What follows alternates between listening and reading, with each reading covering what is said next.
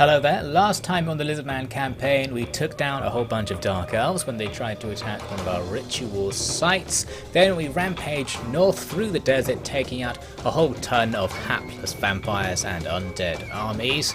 We were then harassed by an army of abominations coming to attack our reserve forces. Luckily we were able to defeat them and go on to besiege one of their settlements. We also besieged one of the main vampire settlements, ready to make some attacks, but before we could do them, the vampires attacked us at a lightly defended outpost, so now we have to fight them.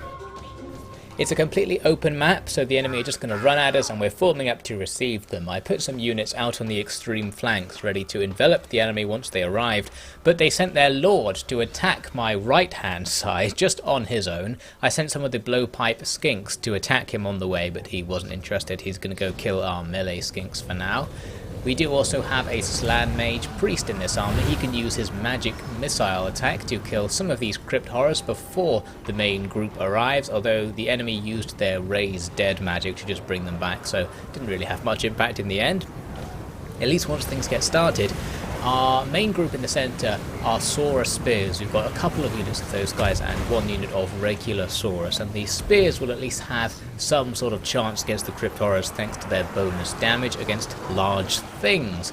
So here comes the blob. It's just going to be a classic blob engagement. I'm going to try and sneak around on the left here if I can. I've got skinks, some melee skinks and some ranged skinks going in for a flank attack, and one unit of Saurus warriors who are going to be our most powerful unit. They're also going to go around to the flank. There's our priest on his chair just floating up to investigate what's going on and be at point blank range to use his spells nice and accurately. Now unfortunately what seemed to happen was all of the crypt horrors disengaged from the main blob and started attacking other groups, coming to attack our flanking forces. This was a good move from the enemy because now our spear sauruses are stuck fighting against the enemy's melee heroes and their magic users, basically not taking advantage of the fact that they are a spear unit. So that is a shame. Not much we can do because I don't want to disengage and try to run away while these guys just annihilate me, so we just allow the grind to continue there. Now the enemy lord did take down the skinks that he fought all the way over here. He's lost about half his health, mostly because the whole time he was fighting he was slowly taking damage from these blowpipe attacks, and we can keep attacking him as he runs back over to the melee, but yeah, not doing all that much. The blowpipes are quite weak, and I think against armoured opponents they just don't really do anything. We're attacking some crypt horrors here again with blowpipes. Maybe they'll take damage since they don't have much armour. Who knows? Hopefully we'll just kill everything somehow. That was the strategy in this battle. We've got this Land Mage Priest using some sort of magic there. Doesn't look very effective, but then I activated the magic missile to just annihilate that crypt horror. Very good. Probably hit our own Sauruses there as well, but doesn't matter at this stage. Lots of the army is just garrison, so there's no big penalty for taking losses in this fight, and it really just came down to who was going to win the grind. There wasn't any strategy we could use here.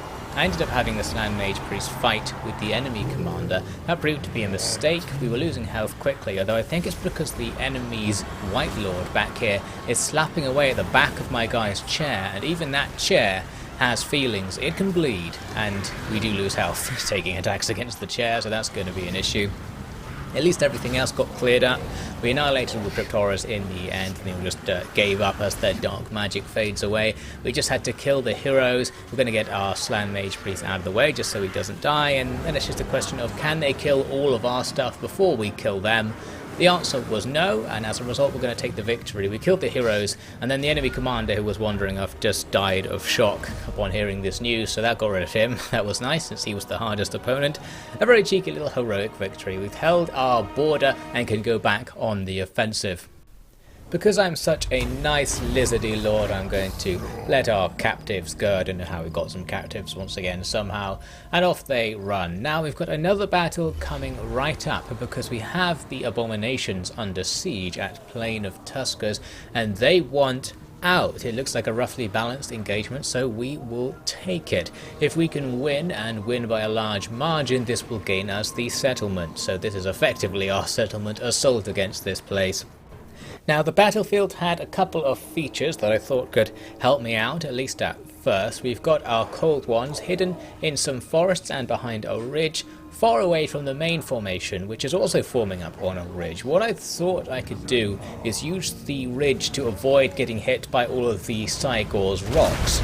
Not really, because of the angle which they throw. It just comes right over the ridge and hits us anyway, and they are laser guided after all. And you may also note we have the Blood and Gore DLC now enabled. This replay was filmed after they released it just recently, so that should add to the fun. So we do have to just take a bombardment as the battle starts. I eventually distracted those Cygors by moving my Cold Ones out. The Cold Ones are just trying to move over to the next ridge, but now they will be subject to the satellite-aimed perfect rock-throwing technique of the Cygor. The plan was to have those Cold Ones come up to take out a third Cygor that was strolling on its own, so I could destroy that without having to fight everything else. Taking a lot of damage on the way over though, unfortunately. Finally, we get that third Cygor into melee. The problem is that we're forming a nice big blobby target for the other two to just attack us and destroy all of our Cold Ones pretty fast. Fortunately, they turned around and decided to go back to throwing at the main line. Not fortunate for the main line, but at least they're hitting less valuable targets by doing that. And the main part of the battle is about to get started now. The enemy are charging all of their stuff towards us. I've got the hill advantage, and my front line are all spears, so all of those guys will have an advantage against pretty much everything the enemy have. Although it is only an offensive advantage, both sides will do a lot of damage to each other, essentially. So everything's going to die, and we'll hope that we kill more valuable things than we lose as this fight gets started, and it's just an absolute chaotic mess on the front line. We've got a nice deep formation, so we can afford to lose our frontline units and replace them with other things later on. I also managed to get some of my Cold Ones to get the other Cygors into melee. This was actually the hardest part of the fight. Just giving them the order to come over here and do this was almost impossible, because once you're fighting a Cygor, the unit goes in a circle around it, and if you order the unit to move away, it can't. It's sort of stuck in the melee because part of it's still in contact with the enemy at all times. But anyway, I'm now using my skinks to attack with their blowpipes, so we can hit the abominations. Since they're so big, we can shoot over the top of the rest of the troops. No idea if that's doing much, but it should help bring them down eventually. It's probably the Saurus that's doing most of the damage here, since they do have decent attack. After a while, we do get one of those abominations, although it does explode and turn into a whole bunch of Skaven. I think there are Skaven inside it or something. Not completely clear how it works. So now we have to fight them as well. Luckily, they'll be super easy for our Saurus warriors to take down. No problems at all there. And the Cygors are going down as well. We start to rout them, and we are going to want to chase everything and kill everything. Since we're fighting guys who are under siege, the more we kill, the more likely it will be that we can just auto-resolve and take it after this battle is over. Our general's having a tiny bit of a hard time. He was just tanking a load of enemy units away from the fight just as a distraction and hopefully damaging them, but I think he spent most of his time lying on the floor because he was constantly stun-locked by all the stuff that was attacking him. But we can just kill everything else and then go save him later. He's got so much health that he will be able to survive it. We've got our Stegodon taking out the small amount of enemy infantry style monsters. They're not going to last very long against these attacks, just exploding in fountains of blood thanks to that new delicious Blood and Gore DLC. And then everything else, well, it will just go down eventually. We have the advantage on the balance bar. We've got the numbers now. It's just a matter of letting the fights play out. Eventually all of our spearmen will kill their spawn. Most of the other stuff will rout away, and the spawn will have to be killed down to the last spawn to get rid of them.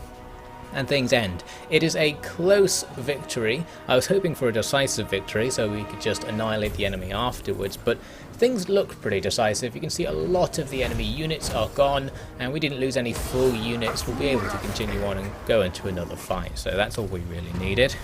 We learned there that the Skaven have failed one of their rituals, so that's nice to know. I had an opportunity to get some faster research, which I'm definitely going to take. I think it was in exchange for having less winds of magic in battle, which is certainly worth it because I don't really use that all that much anyway. Now just hack through all of the messages. Lots of heroes killed there in that battle before the one we just saw, of course. And here's the siege. I'm just going to auto-resolve it. We did actually take some losses, but I was fine with that. We'll just move on in for the sake of speeding things up. There we go. We now have 3 of the regions in this province. We just need that one more that the vampires have walled up, so that'll be a tiny bit harder. We'll look into that in a moment. I also realised you need level 3 settlements to build the thing that gets rid of the vampire corruption, so we are going to have this corruption for quite a long time from now. Eventually it may be safe to walk around. I moved out with the Slan Mage Priest to take out the survivors from that little battle up there. This was probably a waste of time because these guys weren't exactly going to do anything, and the downside to doing this is now I'm stuck out in the place where it's not safe to walk around. We're going to take attrition wherever we go, so it might have been nicer to just stay in the settlement and keep building up this third army to make it something more useful for the future. Now we're going to take some damage and we can't recruit anything. So that's annoying, but anyway, no big deal overall. We're now in the next turn. I'm going to start moving my second army over to the east. It doesn't need to be over there right now. In theory, I could bring it over to help with kroq-gar's siege, but while I was sitting here, I was like, well, we could do that, and there's almost no reason not to. But then again, I'm filming this campaign, so let's just do it the hard and ever so slightly more efficient way by taking the province this turn, saves us a turn, but makes the fight much harder. Let's just see what happens. It's still a balanced engagement to go for the attack right now. They're going to have their walls, etc., so we'll have to try and mitigate the advantage that might give them. The plan to do that was to attack in narrow columns to minimize the number of towers that can attack us at once. On the left, I'm attacking with most of the monstrous units and the skinks as backups / meat shields. So all of these things mostly have the abilities to attack gates, so we don't need any siege equipment. We can just run at the gate, smash through it, and then keep running into their settlement. Meanwhile, our conventional forces will advance up with their ladders and with a ram to try and just make a regular attack on the other gatehouse, and overall only a couple of towers can see us at any given time thanks to our weird angles of approach, so that was nice. I also quite enjoyed the very jazzy climbing animation these lizards have as they're going up the ladder. Looks like they're making it a lot harder than it needs to be, but I enjoy their style. Now we smashed right through the gate pretty much instantly with so many monstrous units attacking it. So now we're inside, and here we're going to get the main part of the battle because the enemy have quite a lot of stuff here. They divided their army about half and half between the two gates. So there's just going to be a gigantic brawl. There's not much room to maneuver, but we don't need it. We'll just slam into the enemy head on and eat them in many cases, ram them, stab them with various tusks. It's all good stuff. I missed a magical attack with our skink priest there, trying to use the comet thing, but the enemy got out of the way unfortunately. Meanwhile, the regular attack is continuing on pretty nicely. The enemy's infantry mostly isn't very good, so I'm just expecting our Saurus warriors to gradually capture these walls as we hack through all of these meat shields. Lots of zombies who just have no idea what's going on. We'll slowly be able to kill them. Now back to the real part of the fight. The monster's just hacking away. I've got 2 of the ancient stegodons now, plus our regular stegodon Timmy from before, and altogether, there is nothing that can stop them. Certainly not what the undead are presenting to us today. On top of that, we've got kroq-gar's special mount. I think it's called a carnosaur. It's a T-Rex, but with arms, mitigating the main weakness of the T-Rex, of course. So it's just annihilating enemies. We're going to get 100+ kills and take almost no damage. It's all going to be fine. And eventually we're going to get to the point when we can just overwhelm the enemy without even clicking the mouse at all. I noticed our skink mount also has lasers attached to it, so that only adds to the power of these dinosaur units. Pretty nice, I think we can all agree. Also, I found out that kroq-gar buffs monstrous units, I think he adds extra armor and attack to stegodons, which makes them more powerful than usual. That's on top of the buff he gives to regular sauruses and cold ones, which massively reduces their upkeep, gives them extra armor and attack. Basically, he's just the ultimate commander. Almost every kind of unit you can put into a Lizardman army except skinks gets some sort of huge buff from being in his army, so pretty handy. Anyway, at the other gatehouse, things are just grinding on because it's taking a while to kill all of these zombies. Eventually they'll get the picture and just disintegrate and disappear, but we don't really need to capture that gatehouse because we're just annihilating the whole enemy army at the other one. We did take some losses on the kroq-gars who were supporting the attack there, but nothing major, and since we took out about half the enemy's army achieving this, it's no loss really. Got some damage on the other units of course, but that doesn't mean anything because they're all single units. Taking damage doesn't diminish their combat ability and the enemy are in huge trouble. Did take some damage on some skinks there who accidentally got drawn into some melees which weren't very favourable, but again, that hardly matters. Eventually the enemies around here all give up and disintegrate as their morale goes away, so we've secured the gate and now we just need to continue continue on to attack the centre of the town. They did have some more units back here. They've got a couple of units of bats who came over to harass us while I was setting up for the attack. Probably a wrong move. These bats obviously can't do anything against these units. They don't have the attack power to damage us, so we'll just thrash around and kill them. Our Skink Priest throws a bit of fire out there and destroys one of the enemy's Vargeists, another flying unit coming over to join the fray. By the time they arrive, the first wave of bats is all completely wiped out. Now they will join on their own and we'll have to fight 4 or 5 different monstrous units. Probably not going to go all that well. We're going to hit them with the T-Rex, we'll hit them with the lizard lasers, even giving them some debuffs using magic to make them a tiny bit weaker. Not that we actually need to, because they will just die. I think they might have run out of morale and disappeared. This left only the vampire controlling the army. She was just standing at the back here and she started running at us, very brave. I don't think she understood the gravity of the situation.